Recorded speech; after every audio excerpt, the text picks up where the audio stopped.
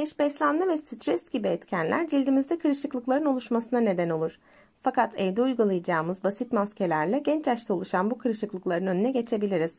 Bugün yapacağımız maske kırışıklıklar konusunda oldukça iddialı. Aynı zamanda sivilce ve siyah nokta oluşumunu engelleyip cilt lekelerinin de açılmasını sağlayarak bizi pürüzsüz, porselen gibi bir cilde kavuşturacak. Bu tarif için sadece 3 malzeme kullanacağız. Aspirin, yoğurt ve bala ihtiyacımız var ki bunlar hepimizin evinde vardır eminim.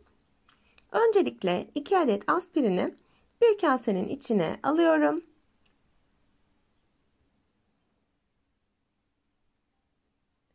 Üzerine 1 çay kaşığı kadar su damlatarak aspirini güzelce eziyorum.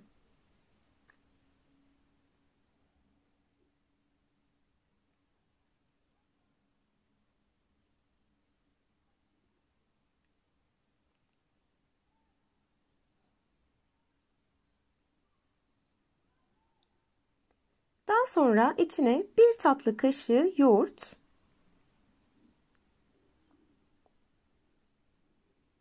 ve 1 tatlı kaşığı bal ilave ediyorum.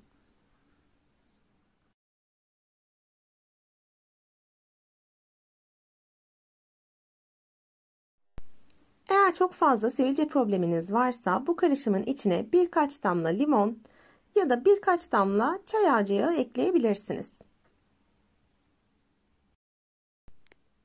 Şimdi malzemeleri güzelce karıştırıp maskeyi hazır hale getiriyorum.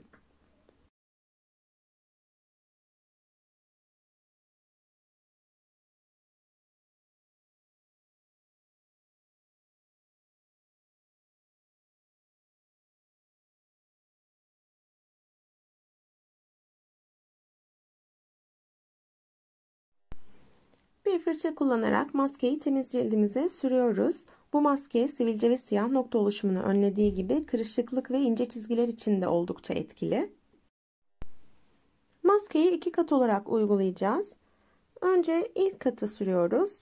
5-10 dakika bekledikten sonra da ikinci kez tüm cildimize tekrar maskeyi uygulayacağız. Birinci katı sürdükten sonra 5-10 dakika bekledim. Şimdi ikinci katı sürüyorum. Aspirin maskesi ciltte enfeksiyon yayılmasını önler, yağ oranını dengeler ve siyah noktaları yok eder. Cildinizi asla kurutmaz, aksine nemli kalmasını sağlar. Herhangi bir cilt sorununuz yoksa bile ayda 1-2 defa aspirin maskesi yaparak cildinizdeki belirgin değişimi görebilirsiniz. İkinci katı da sürdükten sonra 15-20 dakika bekleyip cildimizi ılık su ile durulayacağız. Bu maskeyi haftada 1 veya 2 kez uygulayabilirsiniz. Cildinizdeki yenilenmeyi çok kısa süre içinde fark edeceksiniz.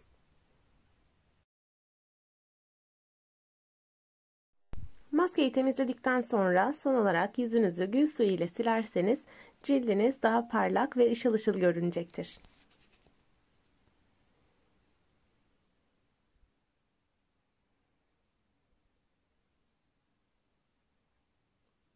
Sonuç gerçekten çok güzel.